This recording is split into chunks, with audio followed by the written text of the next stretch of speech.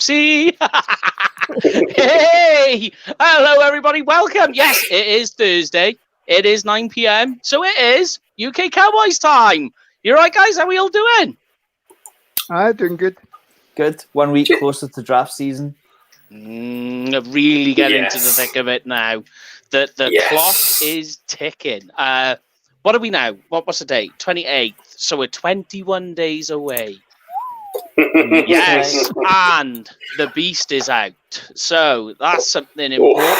Get on that one. But yes, welcome everybody, guys. It's good to see all the names coming in and all the regulars. Great to see you, y'all. Yes, this week, guys, we are looking at under the radar players and day 3 prospects that all of us like. You guys at home as well. If you want to get involved, just send us. Tell us what you think, guys, in the first round and in day 3 that you like and are going under the radar. Yes, good to see you, DJ Jog. But we always start off with the usual. And there is much to talk about. The news and updates, guys. So first of all, I'll get everyone's take on this one. Dak. Video showing of Dak throwing out in the practice at the start, looking strong, looking good. What do you guys all think? I know it's just him standing there throwing the ball, but what do you guys all think? He's looking good. Yeah, it's got to be encouraging. It's got to be encouraging seeing your 160 million quarterback back on his feet throwing the football. Granted, it was shifting the feet stuff. Certainly, I've seen the quick out. From under centre, but it's all good. It's all encouraging, and can't wait to see him back under centre. There is a second video which hasn't been shared as much, but it shows him doing 3-step drops, and he's looking strong as well. There is a little bit. I would say there's a little bit of favour in the leg, but that's to be expected at this time of year. Don't think he'll be doing anything before training camp, even if, we don't know what's going on at the moment. They're preparing for a virtual off season, but hopefully there is going to be OTAs this year. Yeah. Yes. Yeah. From what I've heard, that there is going to be OTAs and an off-season program. I think it's more the finicky details of what it is they got to iron out. But I certainly don't think, from what I've heard and what I've seen, it's going to be like last year, where it was just like, They seem a bit more organised now. Do you know what I mean? And you've got the likes of the major baseball leagues starting, and they're doing all that sort of thing. And you think that by the time the Cowboys kick in with that, you're looking, July time, when you're going to training camp. By then, they should have it completely solidified in what they're doing. Yeah. But looking strong. Got to take on. Go on, Greg. Go on. I saw that Daniel Jones has gone out with his receivers to Arizona, I think it is, for a throwing session. Not too concerned about Dak not throwing to his guys because they're all returning. It's different if you're linking up with a new number 1 and number 2, a couple of tight ends. So the only real addition is Jarwin, when you consider that he was out for most of the season, and but he knows Blake Jarwin anyway, so there's not going to be any unfamiliarity or anything like that. Yeah, it's funny though. Go on, Brian. Don't forget our newly acquired blocking tight end, Mr. Sprinkle. We'll get to that. We'll get to the sign-ins as well. That is in the mix. But it's funny you mention. It's funny that you mention Jarwin. I was thinking this the other day, that everybody seen the video of Dak, and yet Blake Jarwin's been out all season with a torn ACL, and there's no news. Nobody's even asked about him, and it's like, okay, is he all right? And all I've had when I've asked is, yeah, he's fine, and you're like, okay, okay. Was it not Jarwin that was taking the receptions yesterday, or was one of the other receivers? I don't know. I thought it was just anybody. I don't think didn't think it was anybody in particular. I think it was just some dudes catching balls for him, Yeah, maybe equipment guys. Yeah, no, I thought I'd seen something like that Jarwin was working with him or something like that. But no, hand up, could be totally wrong on that. Yeah, but also a couple of things as well. There's been a couple of rule change. So at the moment, they're just because you get them every year. The owners get together, the owners meet, and they talk about rule changes. So the first one is the overtime rule. I don't know if you've heard about this one. The Panthers have come forward with it, and it is funky. It's got XFL written all over it. Yeah. That basically what they're saying that during the coin toss at halftime, what they want to propose is the winner of the coin toss chooses whether you want it to go on your 10-yard line or the opposition's 10-yard line. So if they get to choose that, the opposition then decides to choose whether they're playing offense or defense. Mm-hmm. Spicy. It's different. Yeah. XFLE. Yeah. I mean, to say the least. I'm taking the ball every single time and twice on Sunday. I don't care where it's lined up. I am not giving the ball to the other team. Simple as that. When you said XFL, Mike, I thought you were talking about they were all going to run from their 35 yards to the halfway line to try and get the ball and play to get the ball or some shit like that. What do they call that? Hell. Like chasing the turkey or whatever it's called. Yeah. But there's that. There's also another rule change, and that is with jersey numbers, and that has sparred up a bit of controversy this week in Cowboys Nation, because it was told that defensive lineman, offensive lineman, that's it. It's set in stone. They cannot change that. But what they wanted to change is the rules on wide receivers, quarterbacks, linebackers, wide receivers, to open up more of a range of numbers for them, which then meant that Jalen Smith put a picture up of him wearing number 9. And of course, yes, there's still a lot of people whose hearts are still in Tony Romo land. So, bear in mind, I'm probably certain Jalen Smith wasn't thinking that. What you got to remember is he wore number 9 in Notre Dame. Isn't this just another example of Jalen being Jalen and not thinking? A little bit. Just being entirely stupid. As you say, yes, he did wear 9 at college, and it's understandable. But I suppose you can't forgive him and give him a mulligan in that he didn't really play with Tony Romo. No, and he's not a quarterback, so he's not going to overtake his stats. Yeah. And it is the reason why he wears 54 too. Yeah. He's got some affinity with the 9. I get why he's done 9, but 9 hasn't been retired. It's exactly. Not like, it's not like he's done something unsacred. Like he has an affinity with 9. Yeah. Think of the 12s around the league. It's not like Tom Brady owns number 12. So, just I kind of pass it off as the quiet season of the NFL. The Cowboys don't retire numbers at all. No. They've never retired a number. You'll never see anybody wearing number 74 in a regular season game. You'll see it in preseason. You won't see it in the regular season, and you'll probably never see somebody wearing number 12. Yeah, 22 has been used a couple of times. Yes, at the moment I don't think 8, but 12 and 74 are the two that obviously will never get used.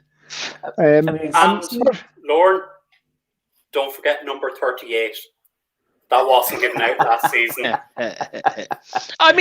What all you've got, what it is I just think it's the recency issue. Is that there are a lot of people who are Cowboys fans right now that are they grew up with Tony Romo, and so the love and the heart with Tony Romo is there, and plus Tony Romo, if you think about the team, was probably one of the best players they've ever seen.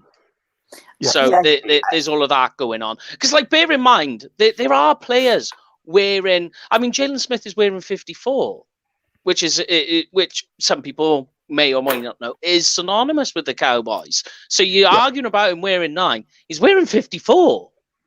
Last year, I would argue go on. I would argue that 88 is more sacred than 9. 88 is another example, but people made a fuss about that. Yeah, people made a fuss about that. About it on draft night. We Yeah. made the comment: would he get 88? Yeah, we did. And here's another example. We did a post yesterday for Tony Dorsett, number 33. That's Cheeto's number. He's not even on the team anymore. Nobody batted an eyelid with that.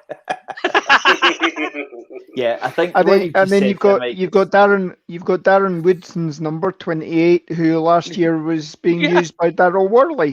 And exactly. He did nothing to service the jersey. Nah, it's quiet season. It's as simple as that. It's quiet season. Yeah. We're looking for stuff to talk about prior to the draft. I think that's. I just think a lot of it is just people go, you can't wear 9. That's Tony Romo's jersey, and it's like, sorry, there's like numbers that are sacred to the Cowboys that are being used, and you're not really caring about it, or not caring. It's gone by the wayside. So yes, we are not going to worry. But yeah, there you go, Dog. Just making some examples, as well. But big news that happened draft-wise that's going to shake up everybody's mock draft. Sam Darnold trade. What does everybody make of the Sam Darnold trade? That was a bit interesting, wasn't it? Got us all talking in the week. Huge win for the Panthers. The Jets being Jets. The Panthers solve so many problems. They can still go ahead and use 8. They can bring in a luxury pick at 8 now. The Jets jumping from quarterback to quarterback, not giving any of them any amount of time. No wonder that they're picking second in the draft. No wonder. Yep. Mm-hmm. I think in some respects it's a win. It's a win for the Jets as well because they've got a new coaching staff in. They'll want their own player in and taking the snaps now. They've managed to get some collateral for him. It's not a case that they're actually going to have to offload him at any point. The Panthers are actually they're exercising the 5th year option as well, so they've got him for 2 years, perhaps even extend it, make it a bit easier on the cap as well. Yeah. The big thing with the Panthers though is they've also got Teddy Bridgewater. So at the moment I think he's counting 27 million on the cap. He's obviously not going to be the starter this year, I don't think, because unless it's open season for your starting QB. I think the fact that they've expressed or that they've put 3 draft picks into picking up Darnold suggests that he's probably coming in looking to be the starter. So you're going to have a backup that's costing 27 million, or you've got to trade him, and it'll be a $10 million dollar hit on the cap. Yeah. I mean, it's a huge bonus for Darnold. He's now got a 1,500-yard running back. He's got a 1,000-yard receiver that he knows very, very well, Robbie Anderson. Yep. Yeah, I bet he couldn't believe his luck. To be perfectly and you honest. think as well that you could turn around and say the Panthers could now go out and draft one of the top 3 wide receivers, because you could say, let's not worry about quarterback. So Darnold now has another weapon again. Yep, I would say that. Or a certain tight end as well that Paul, would be quite happy if he's off the board at 10. So I would say they're a player for Penny Sewell or Slater. I was just going to make this point, right? I would say Sam Darnold is thinking his goddamn lucky stars because he's going, oh my God, I'm not going to see ghosts in the pocket anymore because I'm going to have an O-line. I can't believe it. I mean, I actually have guys who can block. The Panthers, while it's not the best offensive line, are serviceable. But, as you say, Penny Sewell, Rashawn Slater, Christian Darrisaw, who's flying up the boards. Any of those guys will help. Yeah. Any of them will help. And, I mean, back to the Jets, the only team in history who will pick a quarterback within 3 years within the top 3 picks in the draft. It's unheard of. And it's the same old Jets over and over again. What it does give us a bit of a question mark, though, depending on who the 49ers pick at 3. If they pick Mac Jones, then obviously, there will be people moving around to pick up the other 2. But if they don't pick Mac Jones, I don't think Mac Jones will go top 10. I mean, we all commented last week that we thought Mac Jones the 49ers could have picked him up at 12 and stayed in position. If he's not picked up at 3, then I think you're probably only talking the 4 going at in the top 10. So again, who gets drafted in place of the 5th quarterback in that top 10? Yeah. Yeah. Now, admittedly, Atlanta have said that they're open to it. They've been getting phone calls regarding the 4th pick. They're open to offers, so we might see another trade before or on the day of the draft. We just need to see what the collateral is for that as well. Yes. But I mean, it's certainly shaken up a lot of the mock drafts. And one of the reasons why we held off doing another mock draft, news on that come in, was because the trades were just, and the trade rumors were just crazy. So we just left it, wait for things to calm down, dust settles, chaka-pow. But anyway, back to Cowboys rather than the NFL. We've had 2 extra signings from free agency. We've already talked about Jeremy Sprinkle, the tight end, picked in the 5th round by Washington. He's only 26 years of age. For me, I don't know what you guys think, but to me, based on what Blake Bell did, this is a Blake Bell replacement because he does all the same things. Yep. Big time blocker, special teams guy. A lot of people saying certain things about a name. You've already mentioned, Lorne. Some of it jokingly. Some people are serious, but it's like, no. Does not take you out of the tight end market. Not just Kyle Pitts, but beyond in this draft. He's a totally different guy. The next guy is quite interesting. So they've picked up Brian Anger, the punter, who was taken in the 3rd round. I checked that. I was like, what? In the 3rd round in 2012 by Jacksonville. Being a Tampa, being a Houston. For me, because Niswander, he was no slouch as a punter last year. He was okay. He held his own. But I think this is good in terms of creating competition because that's what it's all about. Yep. And I think that's what this signing is all about. What do you guys think about both signings? Yeah, punters are people. They are. They are people too. I think Cowboys media is going to have some great fun with his second name. Absolutely brilliant. But like you say, Mike, it's camp competition. Niswander is not good enough to hold down his jersey without a fight, and Anger seems to be the competition for that. I mean, I get that. I get that special teams is a big part of the game, but you don't want any kind of salary tied up in a punter. I mean, let's be honest. If you're paying too much for a punter, you've got money to splash around, and we certainly don't. So, part of Chris Jones's kind of ousting was his cap number. Yeah. We saved $2 million on releasing Chris Jones. This guy, I'm assuming he'll have been brought in at the veteran minimum. Yeah. Or the qualifying veteran minimum as well. So it's only about, I think it's 850 on the cap, probably. Still to see the numbers properly, but it means that Niswander's not got the job to himself, and he can't slouch around in training camp. The only one who seems to have a straight job is obviously Zerline, and we're quite happy there. Yep. I'd still be inclined to just bring in a kicker. Just to fucking say, look, it's your job, but we're prepared just in case you fuck up. Yeah, I mean, go on. Look at Dan Bailey.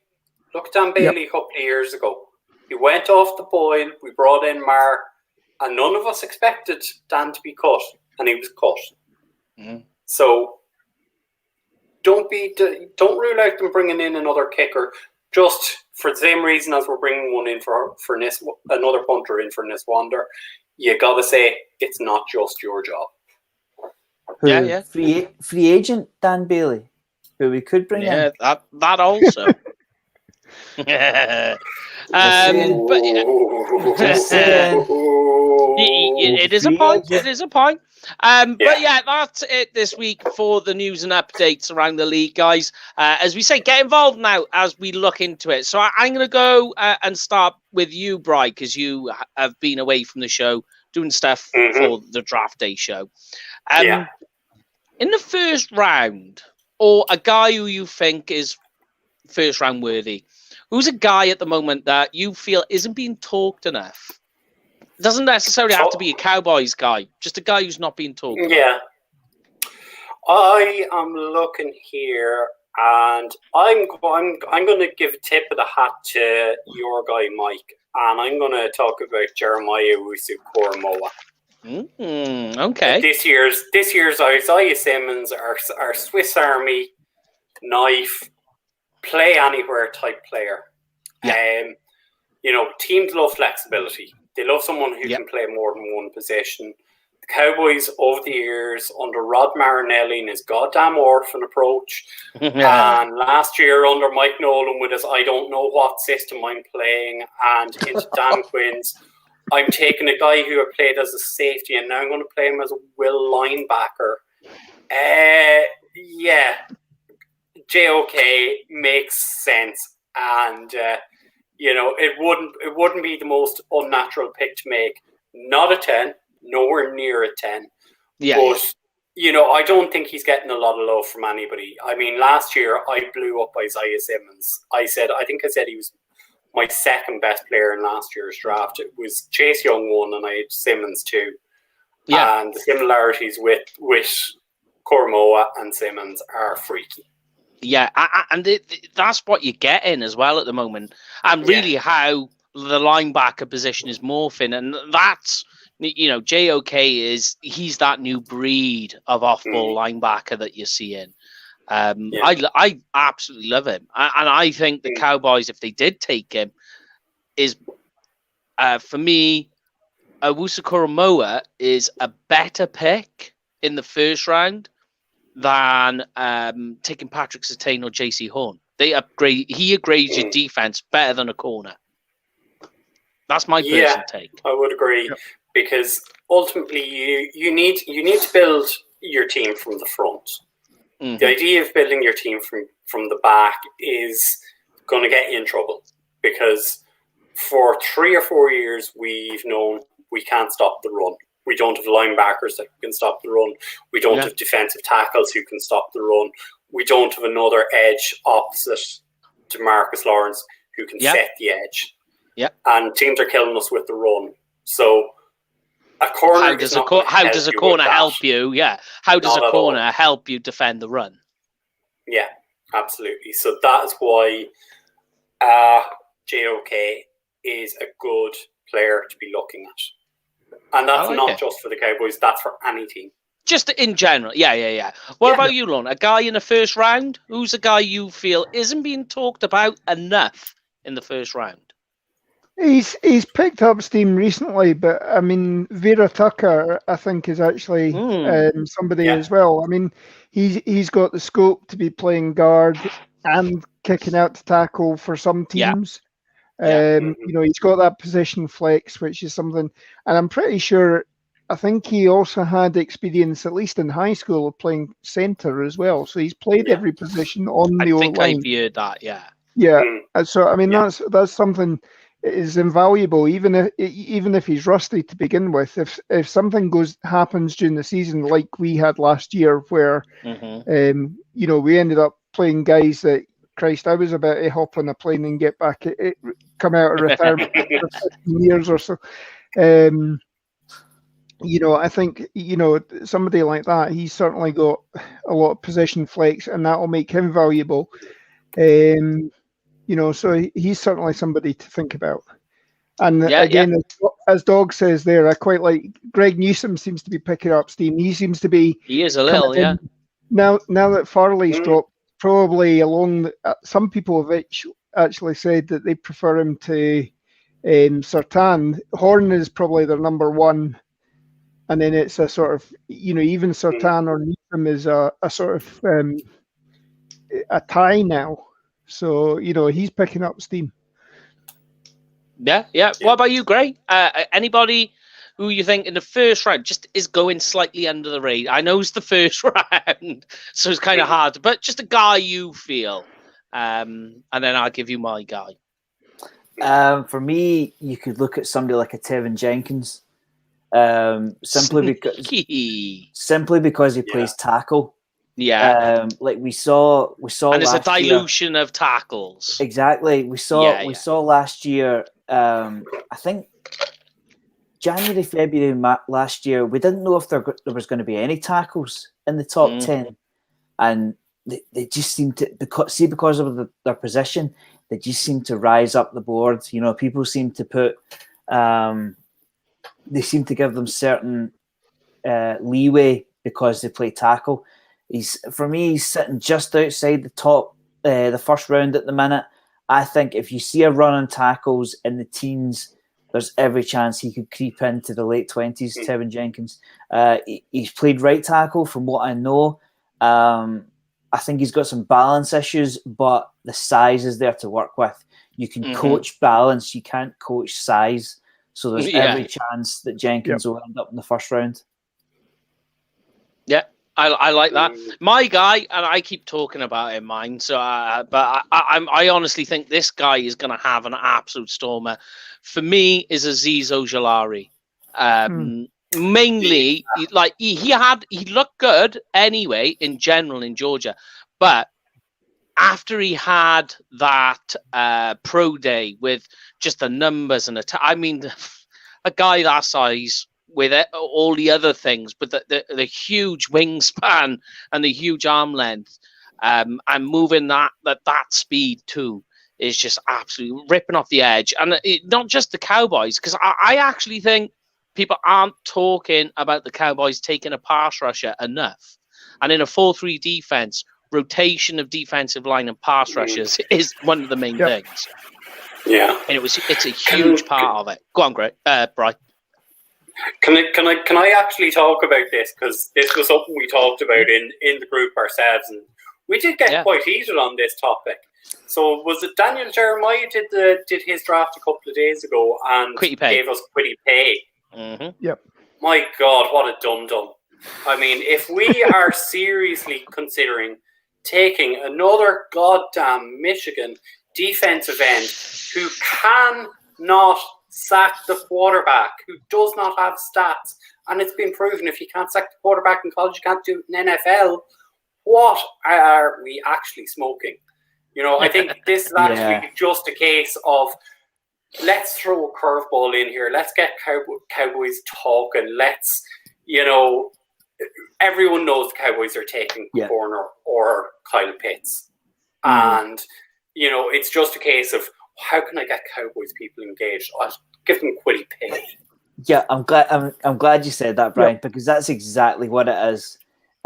These guys have been doing mock drafts since the Super Bowl, and it gets to the stage where everything just gets a little bit foggy, a little bit cloudy, and you think, they've got the Cowboys taking a corner again. That's not sexy. Let's mix it up a little bit. Let's get the clicks, likes, and shares going again. I think that's exactly what it is.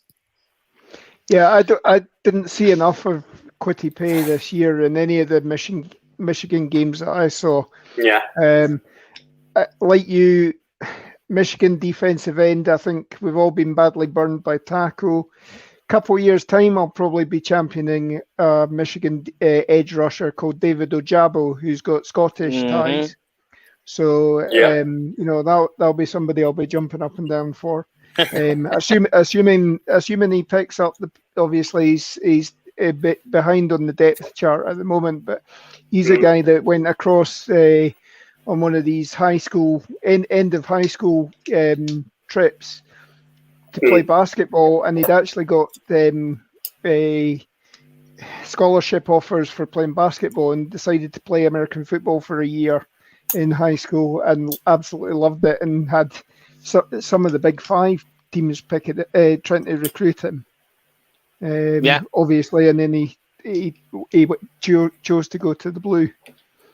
And the only thing I will say is just don't let because Quitty Pay and Taco Charlton are totally different players.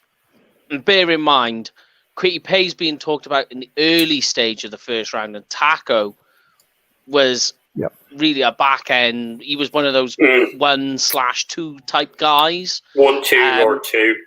Yeah. And, yes, he was overdrafted, but they're totally different guys. And, if you look at the testing numbers with Quitty Pay, you're just like, wow. And, I can remember, I can't remember which bit. I think I was watching his bench press, maybe. No, it was his 3-cone. And his 3-cone is unbelievable. It's, faster than most wide receivers. It is a crazy test that he's done. And you go, a guy that size going that fast. And we was talking about it in the chat, and I was like, if you want to see a guy that size move that quickly and agile, you think in your mind, what would that look like? And you go, yeah, he's going to be ripped, big, just solid. That's what Quitty Pay is. He's exactly how you would think a guy of that size that can move that way. And this year, his stats were bad, but look at 2019; they're much better. I know, but this is the thing. If you can't do it at college, you're not going to do it at NFL level. It's been proven time and again.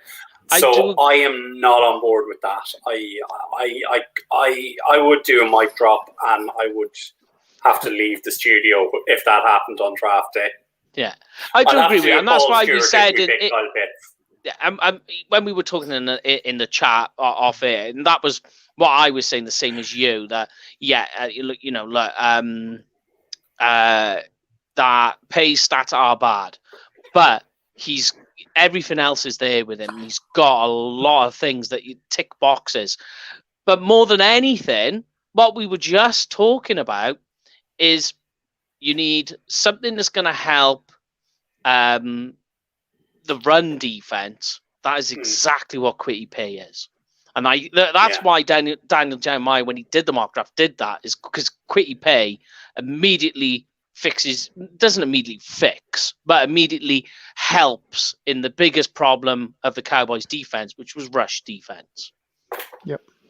So I think as well, I sort of warmed him a bit when we heard that we're going to be still doing this hybrid 3-4-4-3.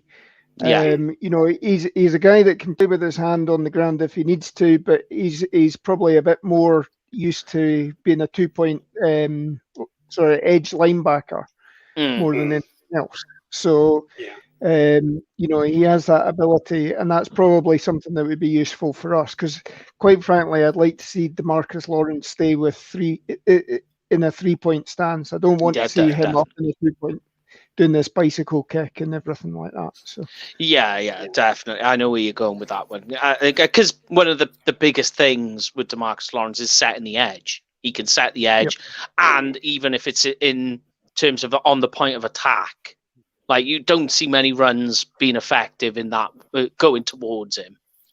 So that's why, I think when he's up on his feet, make him a little bit ineffective. But yes, is there anybody else though, guys? And I got one guy that I think isn't being talked about enough at all. Right? And it's not really Cowboys related, and I cannot believe that North Carolina's running back, Javonte Williams, is not being talked about as RB1. And that sounds controversial because people are like, nah, no, it Najee Harris. You know, you get the same talk. This guy, animal. Yeah. I don't think he's been talked about enough. I don't think he's been talked about as a top 15 player. I don't think any of the running backs are top 15 players. I don't know. Javonte Williams for me is. He's a top 15. He is an absolute animal. He's an every down threat, always looking for the home run.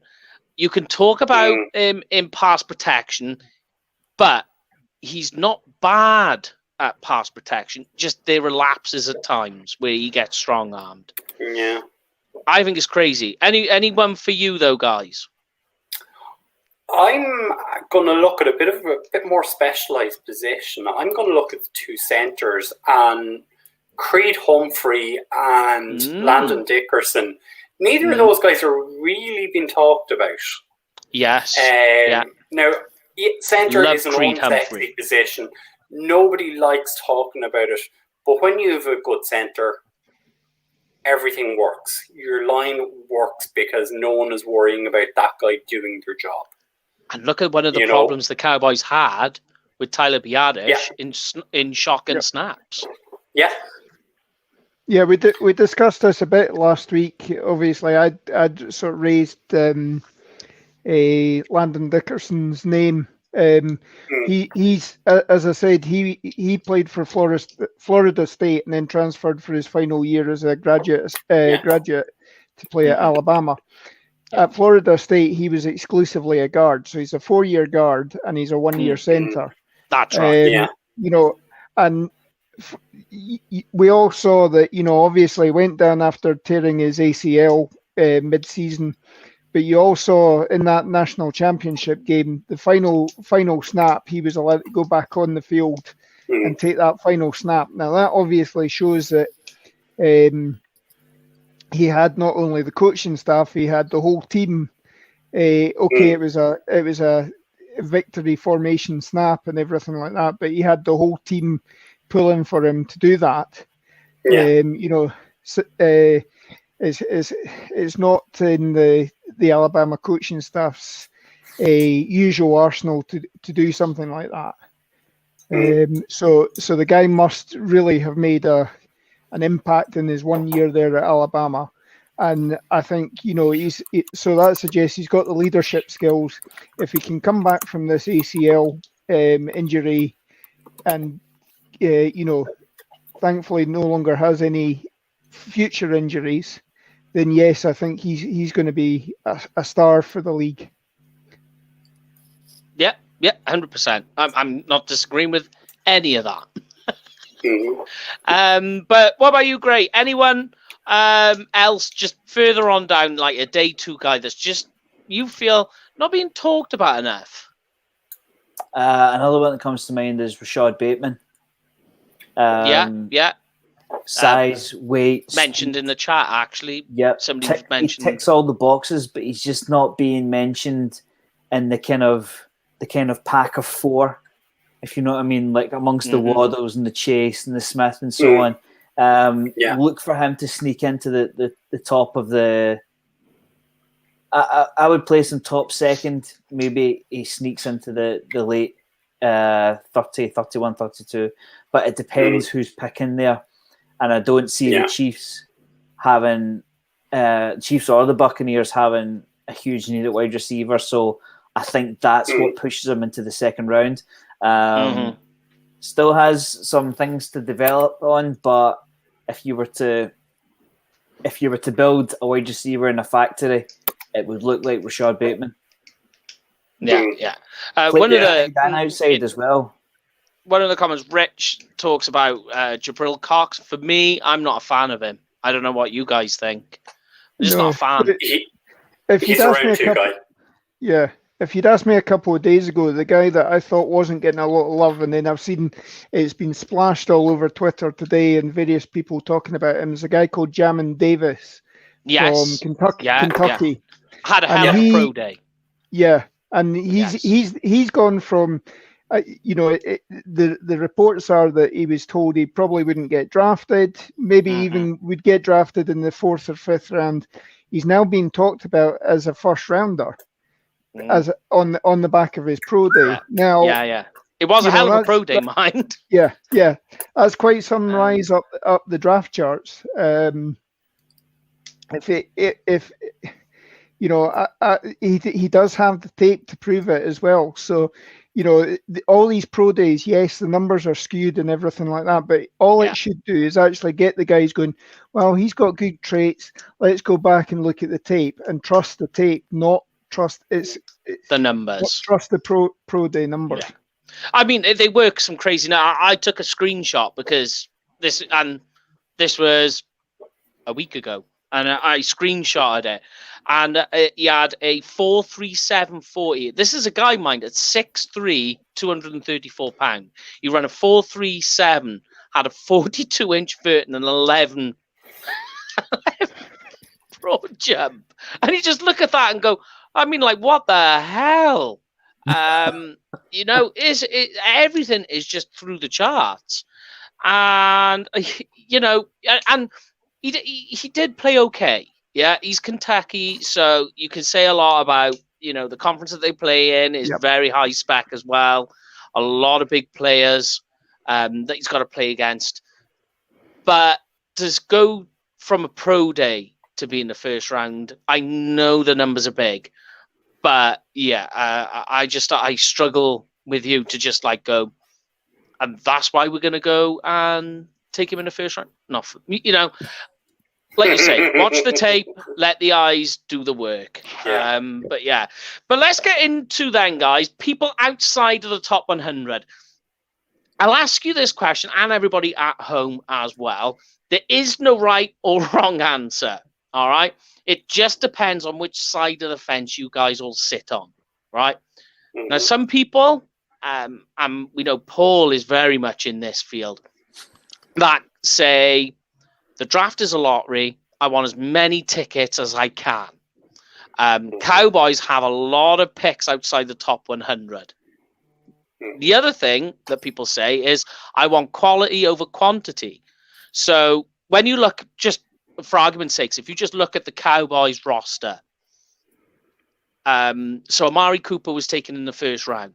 Is he better than Michael Gallup, who was taken in the third round? You would say, yeah. Is Michael Gallup, who's taken in the third round, better than Cedric Wilson, who was taken in the sixth round, I think it was. So you just, is Zeke better than Tony Pollard? So you can look at it one way and go, yeah, but I can get players in day three that end up being really, really good. And I do like that comment there by Rich. That's I think somebody was saying that Dallas have actually got, and again this could all be smokescreen. Obviously, there's been the big talk this week that Jerry has spoken to Chris Mortensen and said that he absolutely loves Kyle Pitts. Apparently, Tommy Tremble has actually been saying that Dallas are very interested in him as well. That they like his skills, and I think he went as far as to say Dallas are in love with him now. Interviews. It's all about the interview. It's all about the interview. And you can't argue that tight end isn't a position of need, because as we just spoke about at the start of the show, Blake Jarwin is on tore his ACL, and he's not known for being a big blocker. What is he going to be like now, where the best part of his game was his short space and playing down the middle? Down the middle, it was Blake Jarwin's bread and butter, especially deep. ACL tip, what's that going to do with him? I like where you're going here, Mike. Yeah. I'm not. We can talk about the KP talk another day, because we've beaten that drum to absolute death. In my opinion, I'm saying he's gone way before. I actually think, in terms of wide receiver and tight ends, Kyle Pitts will be the first receiver, if you like, in that skill position that will go. Yep. Because that's how good he is. But go on, Lord. I think the other thing as well, I mean, we've said that Jarwin's coming back from injury. Schultz is in a contract year. So, he could quite easily ball out and then we can't pay him next year. Mm-hmm. At the moment behind those two, we've got the new guy that we've signed from the Washington football team, Jeremy. If you sprinkle when you tinkle, please be sweet and wipe the seat. And we've got Sean McKeon. So we haven't got the depth, and you need at least 3 tight ends on a roster for goal line setup, unless you're going to be bringing somebody in to be an eligible offensive lineman.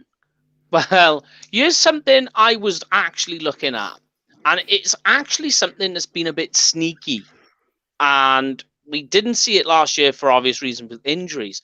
But in Green Bay, believe it or not, and Graham has a lot of experience watching Green Bay games.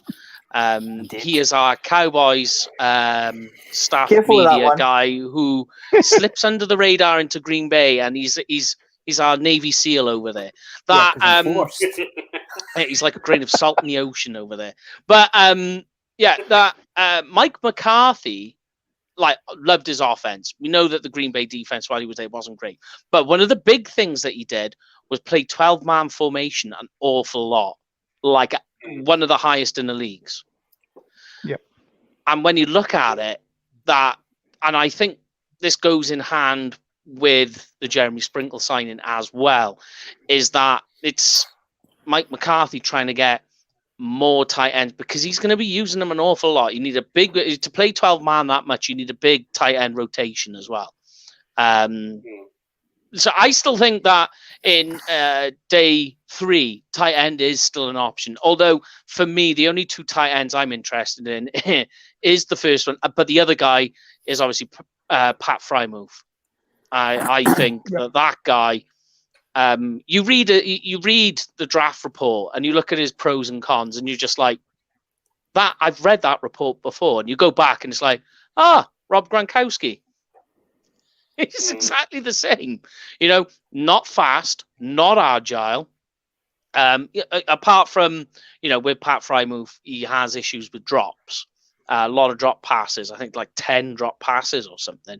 But everything else exactly the same. Great blocker. Go on, Gray. Here's why you should take the Kyle Pitts talk at 10 with a large pinch of salt. I think I'm going to be speaking for Paul here as well, right? So let's say you're the Eagles, and you hear the Cowboys say, "We love Kyle Pitts." Straight away, I'm thinking, well, if the Cowboys love Pitts at 10, we better go up to 9 or 8 or 7 to go and get him. Yep. And then the Cowboys go, brilliant. That's a player we could have had who's not going anywhere because somebody's jumped up to 7, 8, or 9 to take Pitts. So that means talent falls further down the board because a team jumped up ahead of you to take somebody that you're not really interested in. But your talent gets pushed down the board. If the Cowboys really did want Pitts, they would say absolutely nothing. They'd be making noise about Waddle, about Chase, about trading down. They would keep it quiet. They wouldn't, because the last thing they want to do is stir up talk about taking Pitts at 10. I get that tight end could be addressed. Certainly what you were saying, Mike, about 12-man, but plays it loads. Yeah. But not with Kyle Pitts, because they're trying to get somebody to jump up ahead of them to take somebody that they're not interested in, which pushes who they do want further down the board. I don't think there's any kind of substance to Pitts. I get that he's seen as another Hall of Famer before he's even caught a touchdown pass, but I don't buy it. I'm not buying it at all. But then again, I didn't buy wide receiver at 17 last year. So Yeah. But here's a funny one then, right, guys? Because you was talking about Creed Humphrey-Bry, a guy that is literally right on the limit of my top 100, is a guy that everyone spoke about loads and has gone off the boil since. And that is center Quinn Miners from Wisconsin Whitewater. I think that the Cowboys inside line, because Connor McGovern, we haven't got what we wanted out of him. Connor Williams is hot and cold as well. That here's Quinn Miners, who he held his own in the Senior Bowl, and I think they're not being talked about enough. There's a guy I think could help out. I'm going to completely go the opposite way on this. The guy played college football against dentists, accountants, doctors. Yeah. Fair play to him for what he did at the pro or at the Senior Bowl. Not taking that away. Fair play to him what he did at his pro day. But no way, no how am I looking at this guy before the 5th round. It's a great story, and that's all it is. It's a story. It's draft season. You have to build up someone romantic that came from nowhere. Adam Shaheen, I think it was 2 years ago, was this guy that was being talked about, you know, as a tight end coming in. The Bears fell in love with him, picked him. He's gone. He's not even in Chicago anymore. So I can't interest you in no. A guy who's got great traits, whose strength is there. He's got great play strength, right throughout his frame as well. A powerful punch, and literally started. So people have him down as center, but he only played center for like the last half of last season. He's strictly a left guard, where we know the Cowboys need help. If we are looking at a left guard, it has to be at pick 10. It has to be. I don't know. Because you can't take an inside offensive lineman at 10. That's way too rich for me. You can, and you will have to, because it's a bit rich. I know. The talk that you're going to say is there's lots of depth and there's lots of tackles and there's lots of guards further down the draft. But look at the Dallas Cowboys. When the Great Wall of Dallas 2 was at its strength, they had 4 first-round O-linemen on that line. You had Tyron, Travis Frederick, Zach Martin, and Lyle Collins, and any guy. We now have a banged-up Tyron Smith, a banged-up Lyle Collins, a banged-up Zach Martin. Travis Frederick is retired, and we've been pissing about for the last couple of years with 2nd, 3rd, and 4th round guys. We're a team who wants to play smash-mouth football, run the ball, and we're still trying to pick 3rd and 4th round guys to fill the need. You need to take a 1st round guy. That's like nectar, just flowing into my ears. But I don't know who a guard at 10 could be. Do you get what I mean? Guard for me at 10 is just way too rich. What do you think, Lord? Penny Sewell or Rashawn Slater. And you have your guy who, Graham says it every episode, that's your guy who can fill in when Tyron Smith's missing 4 games a year. Yeah, I don't think there's anybody that I'd take at 10 as a strict guard. I think you'd be talking about a converted tackle until obviously you need to move him in either to Tyron or Lyle. You can't. I don't think we can depend on Lyle this year as well. I mean, he's fought 2 years ago. He fought through some serious injuries. You know, he's got the aggression and everything like that. But you can't. You know, the longer you play, the more you're going to get wound down. So somebody like Sewell or Slater, you'd probably be looking at 10. There's nobody I would talk about taking in the 1st round probably as a direct guard other than, again, Vera Tucker. But Virateka, I actually think, although he's listed as a tackle, I've actually on my board, and we talked about this at the very start, is better playing inside. Yeah, I think he is a better guard. Miners, Dane Brugler has actually got him as the second best centre in his board, and he's got him at number 54 of the top 100 as well. So, you know, you do expect him probably to go second round. I don't see him going first round unless somebody's really going to reach. And it would have to be somebody, the way people, if you went for him in the first round, it'd be somebody taking a punt on him being a Travis Frederick, when everybody thought that we were absolutely nuts for taking Travis Frederick in the first round. You know, because everybody had him as a third round talent, and we took him in the first round, and everybody's going reach. And lo and behold, for 8 seasons or so, he was our number one. And you know, if he'd been able to carry on, probably we'd have been booking a ticket to Canton 5 years after he retired, if he hadn't been sidelined with Guillain-Barré syndrome. Miners, I think, you know, physically he could certainly play guard. Playing centre at the moment, when he has been playing against dentists and doctors and all that in the lower divisions, is maybe a step too far at the moment in terms of the mental aspect of the game. If you're talking about the move up from Division 1 to NFL standard, that, you know, it's so much faster. I think there's quite a level between Division 2, Division 3 and Division 1 college football. So it might be a step too far in terms of, you know, being able to pick up the formations and who the blitzing linebackers are, etc. So move him in as a guard to begin with. Probably, as I say, day 2 pick. Yeah. Well, go on, Greg.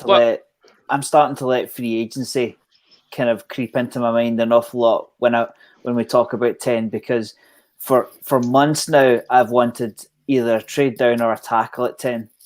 I mean, I'm not going to shy away from that, but I can't get over the fact that we haven't addressed corner yet.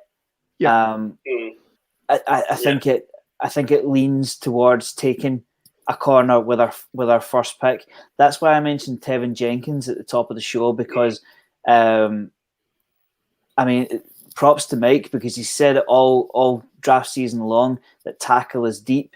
And I was actually listening to the ESPN First Draft podcast, and they said that they were talking about the Bengals at the time, and they were saying to Bengals fans, don't freak out if you don't take Penny Sewell or Rashawn Slater. I think is it 8 the Bengals are. Don't freak out if you don't take a tackle there, because you can address tackle later on in the draft. And I'm starting to think that's what we're going to end up doing, because to the recording of this show, I still don't see who our third cornerback is, because I can see Jordan Lewis in the slot. So you're talking about somebody on the outside who's going to come up against a number 1 or a number 2. So you're going to have to address it. They haven't done it in free agency, and I would hate to kind of roll the dice on the second coming of many escapes me. Diggs.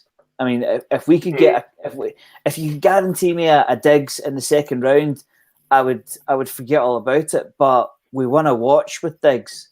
And to Mike's point that he said all spring, you can get somebody like a Tevin Jenkins to come in and play guard and work as more developmental while taking your corner at 10 or the trade back position as well. So my position is starting to waver, simply because we haven't addressed it yet, and we're going to have to do it sooner or later because it's thin right now. It really is.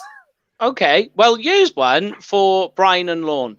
Give me some corners that you like, or defensive backs. We'll just do the entire defensive backs that you like on day 3. I mean, if you haven't got any, I can chuck some out for you if you want. No, I that was what I was raising my hand about. Like Graham was saying, you know, if we can find another Trayvon Diggs, I'm going to say the name, and I've been saying it all year. Hit me Tyson a day Campbell. 3 guy. Tyson Campbell. Because I don't think people are talking about him as a day 2 guy. And I think he's a high second round guy, if not a first.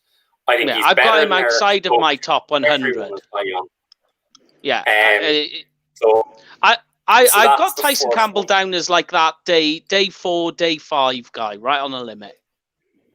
Yeah. What is it that you like about Tyson then? I just think he's a fighter. He can do everything. He can play man. He can play press. Yes. He can get the ball. He can lay the wood, and I think he's good in coverage. So that is what I would take. I think everything. It's a bit like the TCU safeties. Everyone thinks Morig is the great guy, and everyone is saying, well, maybe it's Artarius Washington. I'm the same on the 2 Georgia corners. And for me, I've said it all year, Campbell is ahead of Eric Stokes for me. Yeah. And DJ Dog saying Ben St. Juice. I like the length. He's a big guy. Yeah. If I try and find it, 6'3". So straight away, I like that. He's still got a long way to go in terms of his technique. Same with Tyson, mind that it's more consistency with Tyson Campbell. Yeah. But go on, Lorne. What have you got in terms of a defensive back day 3 that you particularly like? I mean, I've not outside of the first 2 days. I've not really looked at day 3 in terms of your defensive backs. Yeah. Benson just I'd agree with as well. The other one there that Dog's talking about, Kelvin Joseph, I quite like him as well. Yeah. There's I a tell couple. You go on. There's a couple of sleepers that Dane's got on his. There's an article he posted today with 10 sleepers to look at on day 3. One of them is a guy called Avery Williams from Boise State. Now we've obviously got a good background with Boise State, and then Shamar Jean Charles from Appalachian State as well. He led the FBS last year as a senior with 17 passes defended. He only had 1 interception, but our defensive backs at the moment aren't picking the balls off all the time. When your team leader is carrying 3 interceptions and spent half the season injured as well, or spent 6 weeks off as well, we don't have somebody who,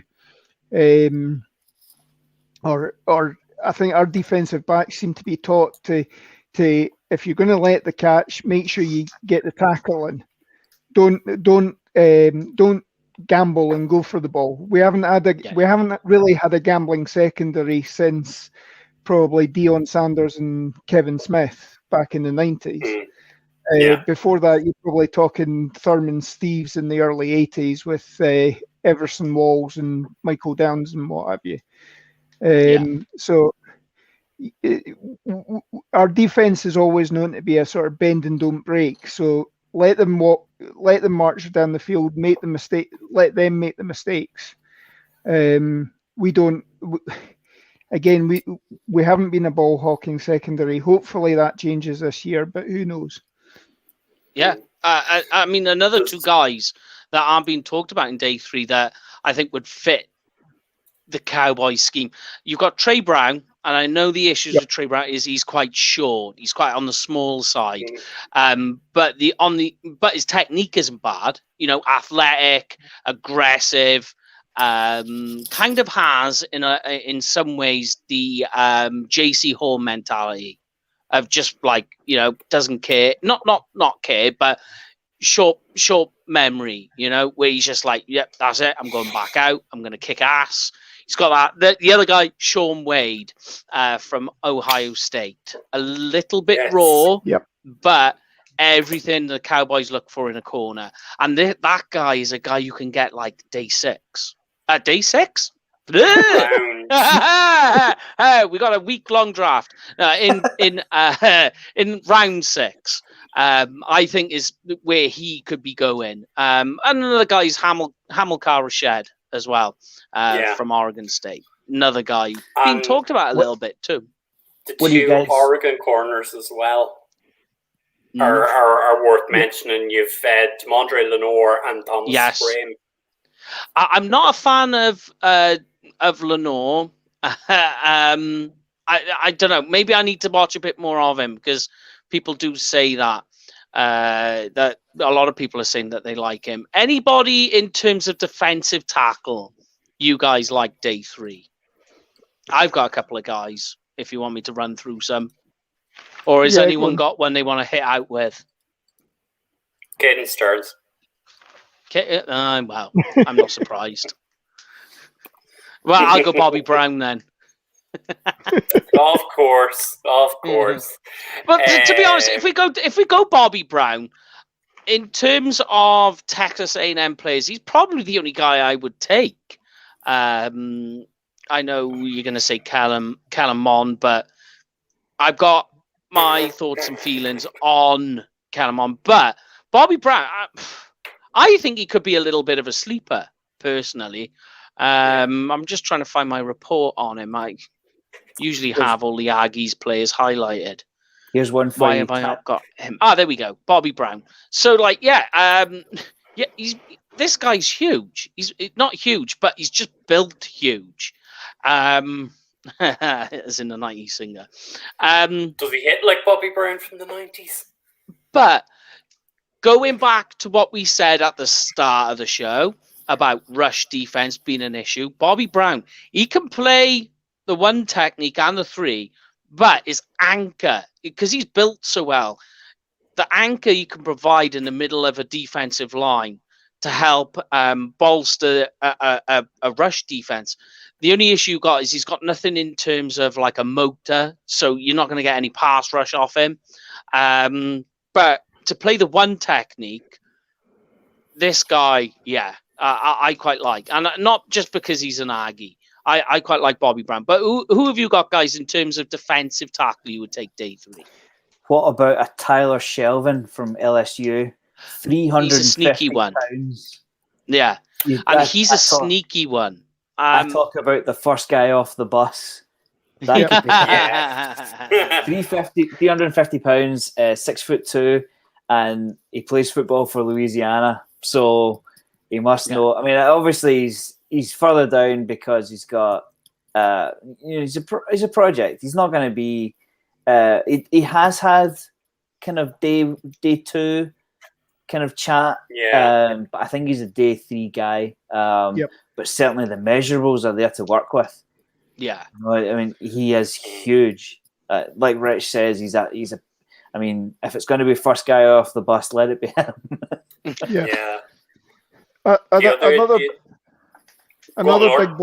Another big body I've got is a guy called Tadaro Slayton from Florida. He's 6'2", 330. He runs a just over 5 second 40, a 7.91 3 cone, which is pretty good for somebody that Not size. Bad. So again, he's quite capable of getting in the backfield, changing direction, shifting the play.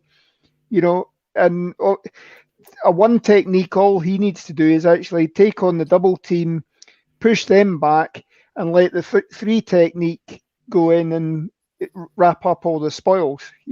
I played one technique, and that was basically my focus. Was I was always good at getting through on a running play, but when you're playing pass rush and everything like that, if you can take up 2 blockers, that frees everybody else for single coverage or single man blocking.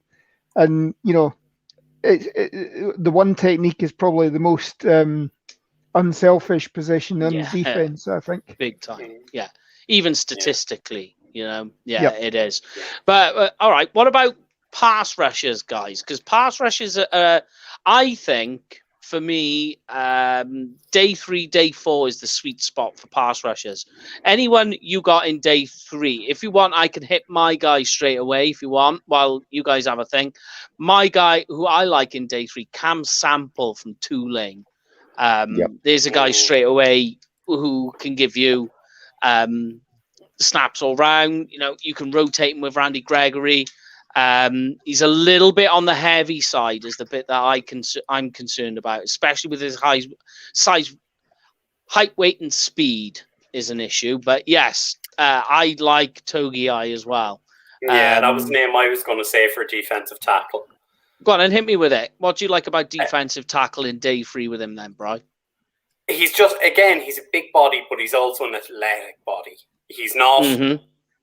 He's just over 300 pounds, but he is a lean guy. So he's gonna fight through the traffic. He's going to be able to push that pocket back. I'm going to fall out with you when I show this, Rich. Joseph Osai is not a day 3 player. Go and wash your mouth out. He is definitely I think the only thing with Togiai is with him, he was a little bit diluted in that defense with everything else going on around him. But he's not a guy you want to leave on the field on every down. That was one thing I noticed. And especially when he got left in there, you could see he was getting flushed out. But yeah, I like Cam Sample. Have you got anyone, Lorne? I know you were looking through your sheets there at defensive end. I've got a couple of guys. Fourth round again, Chauncey Golston. From Iowa. He's actually, if looking at the measurables and everything like that, he's very similar to the guy that we were talking, Cam Sample, that we were talking about there. Yeah. He runs the same time for a 40-yard dash, but his 10-yard split is 0.005 faster than Sample. So it's all again, about the 10. It is all about the 10 for the offensive lineman. Now, there's a guy that, as a sleeper guy now, Dane's got him listed as a priority free agent, but there's a guy called Chris Garrett who has been playing in Division 2 and averages 1.3 sacks per game in the whole of his college career. So if again, if you're going to take him, that's somebody. We don't know what we've got in Bradley and I, because he never made the field last year. Yeah, bring him, and once you're out of the 4th round, I think anything that you get out of these guys, whether they're contributing in special teams or whatever, is a bonus. You're not looking. These are the guys that tend to be cut. We've got 10 picks this year, so you're probably talking that half of our picks are probably going to be practice squad or getting cut. Going to be ending up on the street. This has got maybe a guy that you bring in. Let him compete in training camp.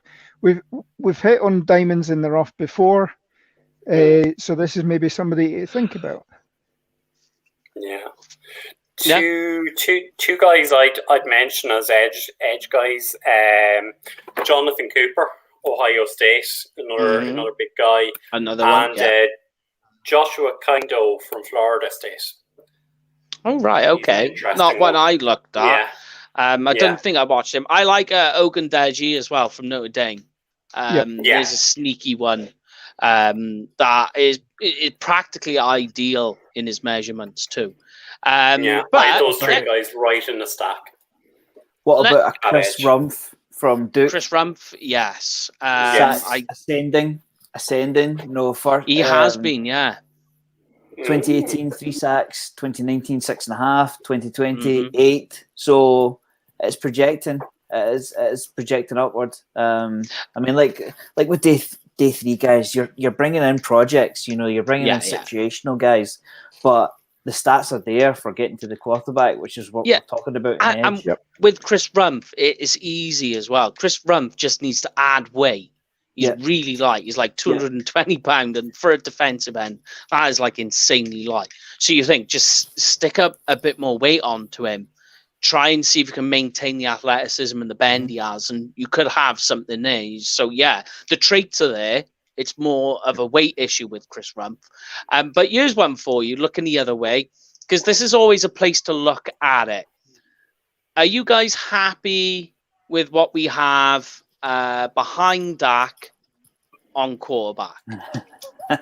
I know it's a controversial subject. See, this is always a strange one, because I'm always of the opinion that if your starting QB goes down, it's season over. Anyway, and they've brought in their 100%. guy. They've brought in their guy from last year. Ben DiNucci. Yeah, they've brought in DiNucci. So if you're going to bring in a project, let him be a project. I wouldn't say unless he's totally tanked in practice and it's just not there. Release him and let him go. But you've got to give him some time. I mean, being a 7th round guy, he is going to need to work with Dak on a daily basis, just basically to learn. So to bring in anybody day 2, maybe in day 3, bringing a camp day body, 3, is what we're looking at. Yeah, there's a lot of needs. I think historically though, McCarthy has been one to always he will constantly pick one. Yeah, and I mean, as Brian pointed out there, Ellinger's going to be there in the day 3. So I mean, he's again, whether you go depending on how you look at it with Pro Football Focus, the mock drafts there, he's going anywhere at the moment from something like 154. Right down to 242. So, he is going to be there 5th, 6th round. I mean, like I was saying, even during the season, to me, I know he's your guy because he's a long runs guy, but that's gone now. It's the draft. You've got to remove all of that. My issue with him, because I'll happily talk about the issues with Kellen Mond. I got no problems with that because they're massive problems. We're talking off air about them. But for me, with your guy, the issue there is that he is Tim Tebow just without all the fucking crap that came with it. And literally, that's what he is. He's a wildcat quarterback that isn't. He's not bringing the circus with him. And because you watch it. He doesn't have a big arm. It's not even average. It's not even below average. Dunker, Oh, he's a Duncan Dunker. Yeah. And then you say, well, what is it that he does? So he's a dual threat. And you just say, but then his athleticism is only average as well. And then you just kind of go, so he hasn't got an arm and he's an average athlete. And I worry about how that works. Not bad for a guy in day 3 that you could take on as a project and build, because what can you do with an arm? You can make an arm stronger. Go on, sorry. Yep. I'll raise a point. We drafted some guy in 2016 who had questionable athleticism, didn't have a big arm, a bit of a dink and dunk. We just gave that guy 160 million. That was slightly different. That Dak should have always have gone earlier. His issues with going later was because of the off-field stuff, which we don't need to talk about. Yeah, I did see one here from DJ Dog. I'm guessing you mean Davis Mills there. Davis Mills, he'll be long gone. I saw a mock draft. No, I don't know. Davis Mills went 4th round. Davis Mills for me is I've corralled him with a couple of others, with the likes of Philippe Franks, who I don't like at all. No. But I actually written down Davis Mills from Stanford, a great guy to have down there. If you wanted to leave it even later, like 7th, because the 7th round is that spot where you see Mike McCarthy taking quarterbacks. Ian Buck from Notre Dame. Yeah. There's a guy you could just throw a dart at. Or KJ Costello.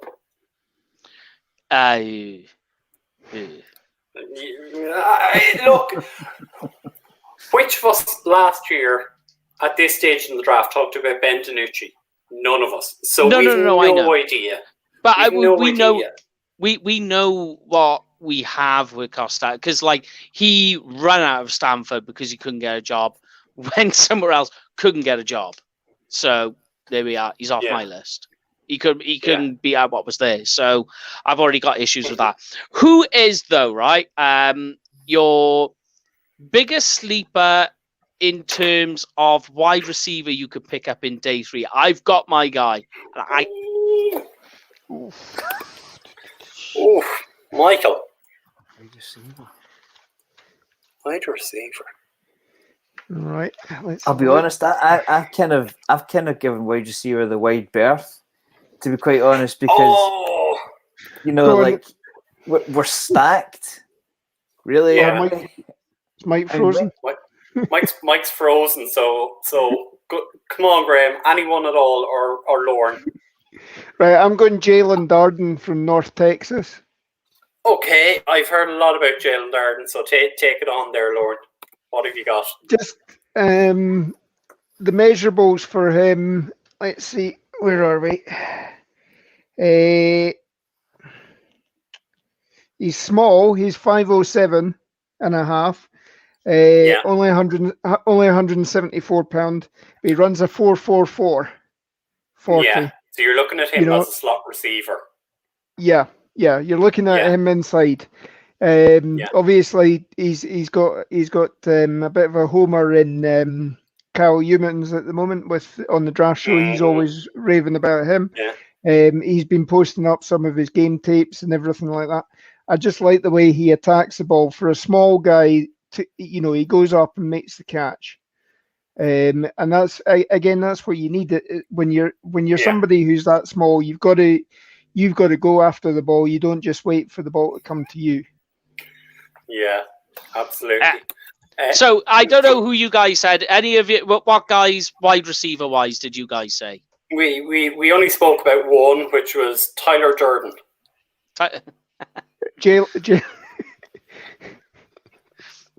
Well, for me, the guy who I absolutely love, wide receiver wise, Anthony Schwartz. This guy tested off the man. Whew! People talk about Eskridge. Yeah, I agree. But I think you can wait a couple more rounds, pick up Schwartz. You've got a guy who's got a rocket under his ass. That guy is flying. I know you had a guy, Gray. You was going to mention a name. Who have you got? Not only because I like the name, but I'm thinking what the kind of Cowboys core doesn't have, and you're obviously with the asterisks of being a third round guy. What do you guys think of Tutu Atwell? I love Jatarius Atwell. In terms of very nice, speedster. Take the top off the defense. Yeah, I think he'll be gone before but I think he'll be gone on day 2. Yeah, I don't know. I think he'll go a third rounder. Yeah, I suppose I can see a reason why. Yeah. Don't sleep as well on Dax Milne from BYU. He's a sneaky one. Dax Milne isn't coming out this year. Yeah. He's gone back to school. I will have to check that. I'm pretty sure he went back to school. I had him as well, but he's 6th rounder. He's on Dane's list. Yeah. Apologies. He's on Dane's list. Yeah. You had me thinking for a minute then. I was like, I didn't usually mess up like this. Apologies. I had seen him moved to boards for next year. But two guys that I have that have had production in college and have slipped under the radar: Amari Rogers from Clemson and Amon-Ra St. Brown. Amon St. Brown.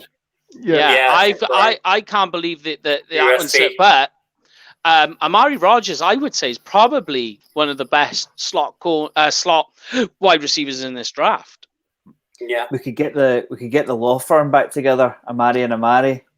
Well, Amon St. Brown is Equiminius's younger brother. There's actually 3 of them, and they're all named after Persian gods, something like that. Okay. So Equiminius is one, Amon is one, and then there's the other brother. I'm not going to pretend to sound all philosophical and know my ancient history there. I don't know the other guy's name. Somebody will know him. To pose a question to you guys, see if the Cowboys were looking for somebody to come in and play the 4th receiver, what type of body would you guys be looking for? Would you be looking for a Cole Beasley or somebody to take the top off the defense? Yeah. Because and that's why I said Anthony Schwartz. For me, that's the reason why Cole Beasley is playing in Buffalo right now, because Dak didn't use him. It was simply I didn't think they wanted to pay Cole Beasley the money that he wanted versus the amount of attention that gave to him, because I think all the underneath stuff is going to be covered by CeeDee Lamb. So you're wanting some, like you guys, I think it's a speedster on the outside. Yeah. And Anthony Schwartz is literally a pure speed guy. That is what he is. And his route tree is literally 9 route. That's it. And you're like, there we go. And I can't remember. He tested in the 4.2s. I swear he did. His pro day was like 4.2 something or other. And I was like, there we go. There's your guy. Mike, talk to us about Seth Williams from Auburn. I like Seth Williams. I don't know. See, how let me get have we not mentioned him yet? I do like Seth. Let me get my report up on him. Where is he? How high have I got him? So we're talking about Seth Williams from Auburn. There we go. I got him. He's literally on the very edge of my top 100. Because the issue you've got though for the Cowboys is he's an X receiver, and we've already got our X. You could say, but he is natural. He's a natural wide receiver. His big issue is separation. He doesn't separate.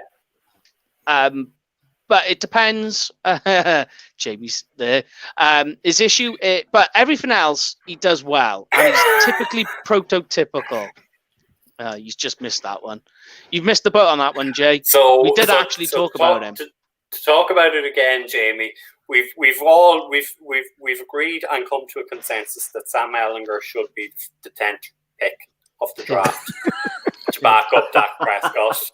The only issue I've got with Seth Williams on mine, on his separation, on his release. So that's what it is with his issues, is his agility, but it's his release. And his release is down to having stiff hips. And that's all I've got down on him. Limited route tree, that'll be because of how he's used. But the guy's 6'2" and over 220 pounds. So he's a big guy, you know. To give you an example, his comp for him that I gave him was Laquan Treadwell. And I know that's scary because he didn't have a good career. But you think of the type of receiver that Treadwell was. Yeah, I'm not comparing it. I'm not comparing like careers more than types. Talk of Treadwell sends a shiver down the spine. He's not going to be that. They're just they're that type in physicality wise, you know. But before we finish it up, unless you got some others, who is? And I've got one that is completely massive, and I cannot believe that he's this far down. Who's of all of this in day 3? The biggest sleeper that's waiting there, and you think, if the Cowboys took him, okay. And I've got my guy, but I'm going to ask all of you. Mine is extremely controversial. So, who have you got, guys, in terms of just the biggest sleeper on day 3? Anyone? Or do you want me to give you mine? Ooh. I am looking at one of the linebackers from Ohio State. Okay. So I'm looking, and the one I would go for, and I think he could start first day, is Pete Warner. I quite like Pete Warner. I think I have him highlighted on mine. That's not a bad shout. He needs a lot of other parts. Like he's not going to be the driving force. He needs other driving parts for him to work. But to slot in, if you've got everything else, so that's why I worry if the Cowboys took him, how effective he'd be. Have you got anyone who's a big sleeper for you, Gray? What about Ifeatu Melifonwu from Syracuse? 6'2", 212, high upside. Yeah, I actually have him in my top 100. In fact, he's in my top 50. That's the fear, is that he would be a day 2 guy rather than a day 3. But if he slips to day 3, yeah, if he's sitting there the start of day 3, I'd be on the phone. Yeah. You know, because at the start of day 3, you're thinking, right, we've had the night to think about it. Everybody's reset their board. Who's still there? Who's at the top of the board? And if Mellifon was there, pick up the phone, Jerry. Absolutely. Yeah. Yeah. All right. What about you, Lorne? Have you got a big sleeper for you? Again, I think I'd be going linebacker again, and somebody like Cameron McGrone from Michigan. Again, he seems to have a good instinct for the ball. And getting in position to make the plays. And again, he has that sort of versatility that Michigan sort of played. This sort of hybrid defense that we were talking about. That that some of the time they were in a 4-3, then they went out a 3-4. So again, that takes a bit of intelligence traits, all that sort of stuff. So again, that's somebody that could be thought of. Yeah, all right. Then I'm going to throw another linebacker in here because we need linebackers. Dylan Moses. Yeah. I think he's going to be there on day 3. I know you hate the pick, Mike, but I don't hate the pick. The trouble is like I don't know, of all the guys in this year's draft, he's the hardest to evaluate. Yeah. Really hard, because like you can go through it year by year. That his freshman year, you could be like, this kid could go in round 3. You go to his sophomore year, you're like, this is a first round guy. And like I loved him. I was like, I can even remember being out. I was out with my brother, and I had a notification come through in the off season, and it was Dylan Moses goes down, non-contact injury in practice, and I was like, no. And it was bad. It was a bad one. And so you don't see him his junior year. His 4th year, he comes out. And bear in mind, in his 2nd year, he was the leader of that defense. He was unbelievable. Brilliant tackler, range, speed, north, south, east, west, had it all. Amazing. And you were like he was a top 5 player going into the draft. Then all of a sudden, he comes back from that injury. There's nothing there. Like, running backs are going through him. He's struggling to get there in time. The instincts are there, just the speed, agility, even just like the tackling technique has all got. And you're just like, what do I do with this? And I honestly, I've got him 7th round. And I still don't know.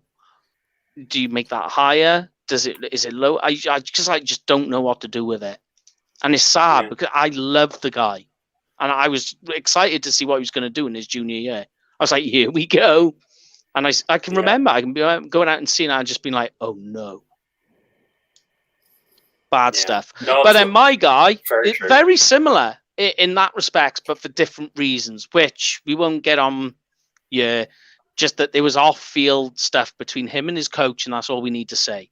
But my guy is the running back, Chuba Hubbard. And I know that his stats and everything were down this year. And you think about what we've got with Zeke and Tony. You put Chuba in there with the added thing. And I think that all the stuff that happened that went wrong this year for Chuba wasn't that he forgot how to play, right? Because he didn't forget how to play. Because the guy the year before was a 1st-round player. You could even argue he's RB1 on the board. And people were talking about that. And then last year, there's nothing.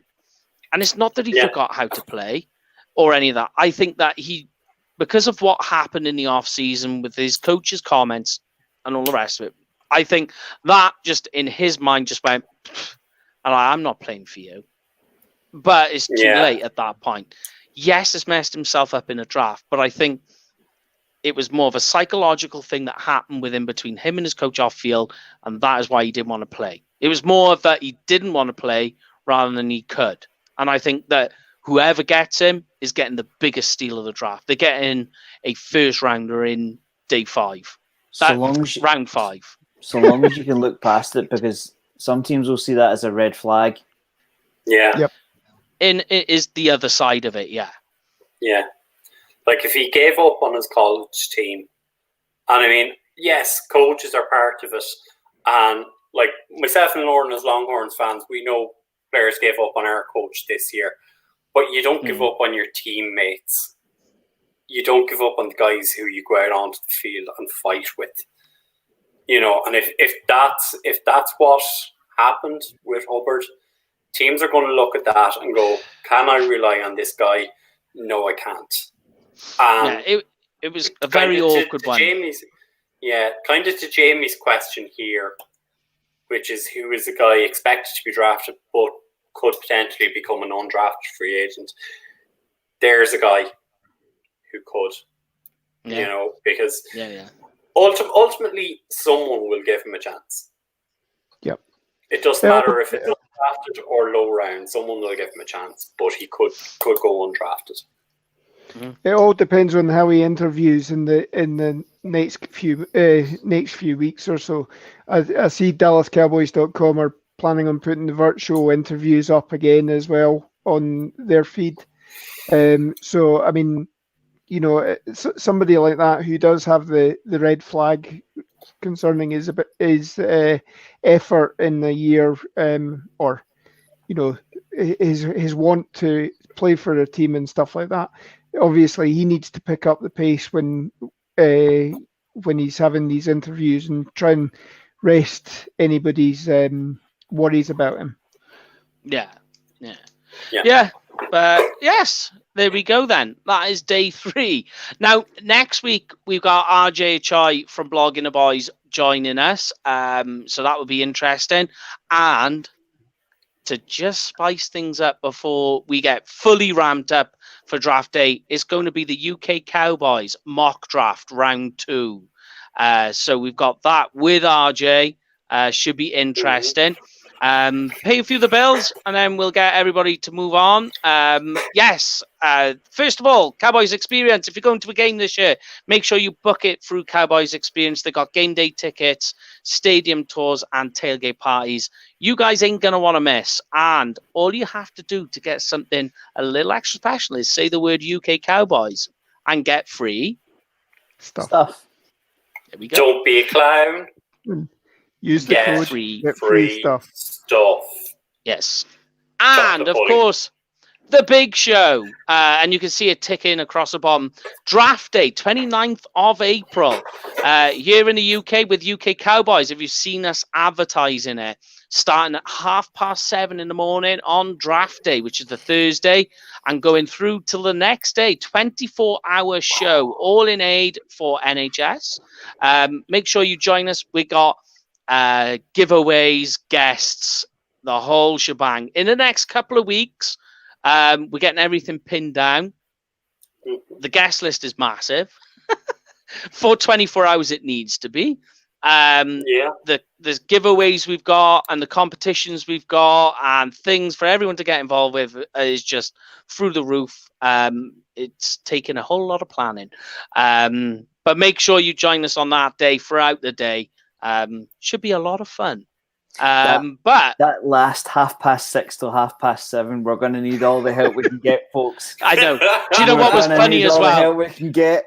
Can you ever remember the film? The film where he's the police officer. What's it called? You know the guys from Shaun of the Dead, and they do the film with the police officers in the little town. Hot Fuzz. That's it, Hot Fuzz. And you know he goes into the police station, and you've got, I forget the actor's name, and he's all prim and proper. He looks all right. He's great, and he's just sitting behind the desk, and he's just, you're all right. At the end, he comes in the morning, and he's a totally different cop. He's bloodshot eyes, his hair's like a bag of chips, and he just looks whacked. That was what it was like last year when we just did a 7-hour show during the draft. Everybody at the beginning was fresh, and by the end, we looked like that guy out of Hot Fuzz, just like. But it'd be a lot of fun. We'll enjoy it. We'll get on and do it all and have a laugh with it. Be loose, all the rest of it. But yes, that's all to come. More news coming on that as it comes out, as it breaks, and we get further into it. But that is it for this week, guys. From myself, from Brian, Lorne, and Graham, this has been UK Cowboys TV. We'll see you all next week for the mock draft. See you next time. Good night, everyone. See you next time.